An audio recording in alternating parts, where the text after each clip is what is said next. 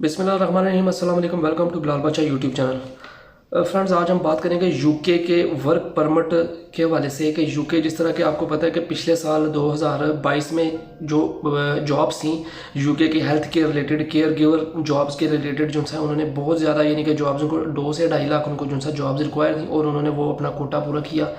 और उसके अलावा जो है क्योंकि कोरोना की वजह से ड्यू टू कोविड-19 के जो है जिस तरीके से ये jobs all over the world जो है ये जॉब्स की बहुत ज़्यादा ज़रूरत पड़ गई। यूएसए, यूके, उसके अलावा कनाडा, ठीक है, इन ममालिक में जो है बहुत ज़्यादा यानी कि इनको रिक्वायर थे वर्कर्स, क्योंकि वहाँ के जो मकामी लोग हैं वो खुद इस तरह की जॉब्स में जिस तरह के हेल्थ केयर हो गया, हेल्थ केयर असिस्टेंट हो गया, इस तरह की जॉब जो हैं वो लोग जो है वो कोशिश करते हैं कि वो दूसरे फॉरनर्स को ही उसमें जो है वो लेके आएँ। जो ऊपर डॉक्टर लेवल पे है वो तो चलो उनकी खुद होगी, लेकिन जो ये हेल्थ केयर असिस्टेंट हो गया, केयर गिवर्स की जॉब्स होगी, ये कोशिश करते हैं कि इंडिया, पाकिस्तान, नेपाल या श्रीलंका, बांग्लादेश, यहाँ से ये लोग जो है हायर करें। तो इसमें ये है कि इस दफ़ा भी ये बहुत ही अच्छी इनकी जो है रेशो है कि जो है ये एक सबसे पहले नंबर तो ये वीज़ा 5 साल का जो है वर्क परमिट वीज़ा होता है यूके का, हेल्थ केयर का वीज़ा। इसमें बहुत सारे बेनिफिट्स हैं आपको। अगर तो आप खुद आते हैं, अपनी फैमिली के साथ आते हैं, डिपेंडेंट्स इसमें साथ ऐड हो सकते हैं, यानी कि बिलफर्ज आप अगर एक मर्द अप्लाई कर रहा है तो वो अपनी यानी कि वाइफ और उसके जो है बच्चे साथ डिपेंडेंट्स होंगे। और अगर वाइफ अप्लाई कर रही है, ठीक है, वाइफ के डॉक्यूमेंट्स की बेस के ऊपर अप्लाई हो रहा है तो वो फिर साथ बच्चे और उसका जो है शोहर है, हस्बैंड है, यानी कि वो जो है वो डिपेंडेंट एज ए अप्लाई होंगे और वो उनके स्टेटस वर्क परमिट ही होंगे और वो उनको फुल टाइम जॉब जो है अलाउ होगी।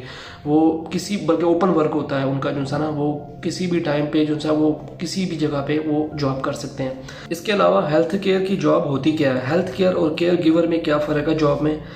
हेल्थ केयर बेसिकली जॉब है कि आप किसी हॉस्पिटल में, ठीक है, as a health care assistant आप जॉब करते हैं। जो हेल्थ केयर मिसाल के तौर पे कोई नर्सिंग स्टाफ है उसके अंडर आप as a health care assistant आपकी जॉब होती है, जिसमें कि आपको जो भी मतलब ऑपरेशन थिएटर हो गया या कोई जो है वो वार्ड हो गया, ठीक है, उनमें आपको जो है वो रूम की मेंटेनेंस यानी कि बिलफर्स के बेड शीट्स वगैरह चेंज या इस तरह के उनकी मेडिसिन वगैरह, ठीक है, उनका शेड्यूल वगैरह, इस तरह की चीज़ें आपको जो है वो मैनेज करनी पड़ती हैं। जबकि आपको जो केयर गिवर की जॉब्स है, केयर गिवर में बेसिकली ज़्यादातर अमूमन जो है केयर गिवर वहाँ पे यूज़ होता है जिस तरह के मिसाल के तौर पे ओल्ड होम्स हो गए और वहाँ पे फिर वो उनकी केयर के लिए जो बूढ़े लोग हैं उनके लिए वो हायर किए जाते हैं, वो मेल स्टाफ, फीमेल स्टाफ जो है एज ए केयर गिवर, उनकी शेड्यूल, उनका देखभाल के लिए, ठीक है। और दूसरे नंबर पे केयर होम्स, केयर गिवर की जॉब्स आती हैं। एक तो जिस तरह के एक फैमिली है, ठीक है, उनमें जो है हस्बैंड भी जॉब करता है, वाइफ भी जॉब करती है, तो वो क्या करते हैं, बच्चे छोटे होते हैं तो उनको जो है वो केयर होम्स में जो है वो वहाँ पे छोड़ जाते हैं, जिसमें कि उनकी केयर के लिए जो है वो वहाँ पे ज़्यादातर जो है वो फीमेल केयर गिवर्स वहाँ पे होती हैं, जो कि उनको बच्चों को जो है वो उनकी देखभाल करना या उनका सारा देखना, उनके साथ उनका शेड्यूल एक सेट करना, उनको जो है उनका टाइम अच्छे तरीके से ताकि स्पेंड हो वहाँ पे, ये सारी चीज़ें वहाँ पे देखी जाती हैं।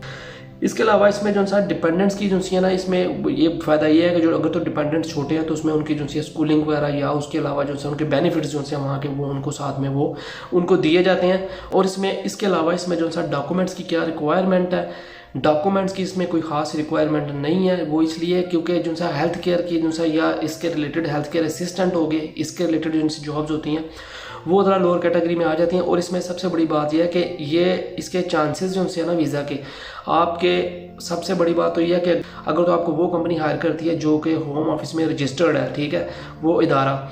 लेकिन अब ये नहीं कि जो बिलफर्ज अगर आप वो एक कमरे की में कोई बंदा कंपनी ओपन करके बैठ जाता है तो वो जो है आपकी वो एनुअल जो इनकम है वो आप डिक्लेयर करता है कि जी वो आपकी $35,000 जो है या $25,000 जो है आपकी वो पे होगी, तो उसमें आपका वीज़ा रिजेक्ट हो जाता है। कोई कंपनी इस तरह की हो जो कि होम ऑफिस में रजिस्टर्ड हो, ठीक है, वो आपको स्पॉन्सरशिप करे और उसकी बेस पे आप अप्लाई करें इसमें। क्योंकि एनुअल जब आपका बिलफर्ज एक कंपनी आपको ऑफर लेटर या आप स्पॉन्सरशिप लेटर जो है आपको दे देती है, सबसे पहले तो आप CV अप्लाई करते हो, अपना रेज्यूमे अच्छा सा क्रिएट करें, क्रिएट करके आप अप्लाई करते हैं।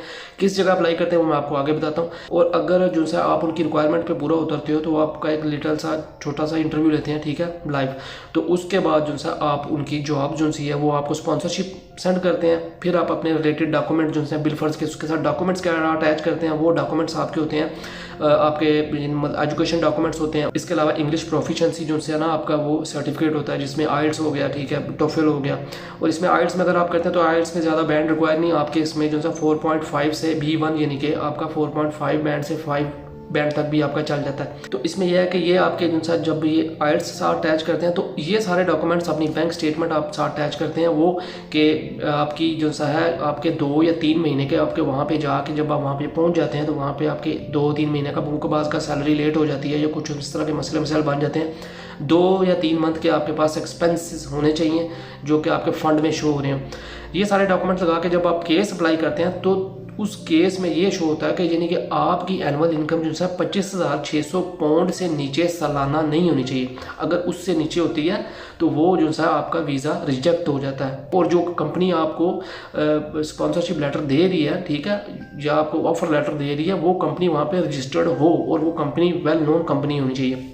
ये चीज़ होगी। और इसके अलावा बातें हैं कि इसमें ये जॉब आप अप्लाई किस तरह घर बैठे आप कर सकते हैं, क्योंकि एजेंट हजरात जो से वो तो बहुत बड़ी अमाउंट ले रहे हैं, ठीक है। इसमें 20 से 25,000 पाउंड तक वो जो सा वो इसमें मतलब लोगों से ले रहे हैं, क्योंकि वो कंपनी से डायरेक्ट जो सा जाके उनसे बात कर लेते हैं, उनसे वर्क परमिट ले लेते हैं।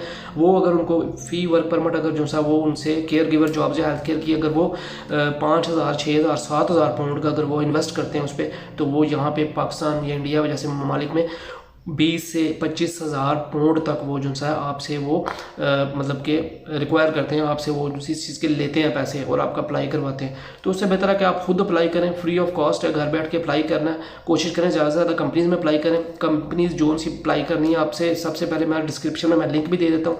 एक तो फाइंड जॉब्स है, ठीक है, और दूसरा जो है वो readme.uk है।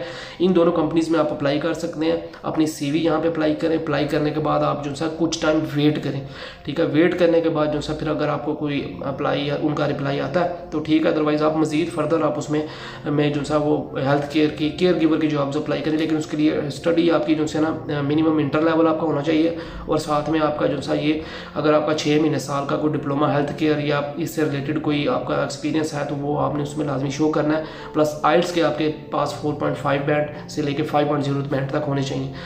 तो ये चीज़ है, इसमें आपको बहुत इजी मतलब कि आप इसमें अप्लाई कर सकते हैं। और आपका जो है 5 साल का वर्क परमिट है। 5 साल के वर्क परमिट के बाद आपको सीधा डायरेक्ट उसमें PR मिल जाती है। तो ये थी आज की वीडियो। उम्मीद है आपको वीडियो पसंद आई होगी। तो इंशाल्लाह ताला नेक्स्ट दोबारा हाजिर होंगे। तब तक ले इजाज़त दीजिए। पाकिस्तान जिंदाबाद। अल्लाह हाफिज़।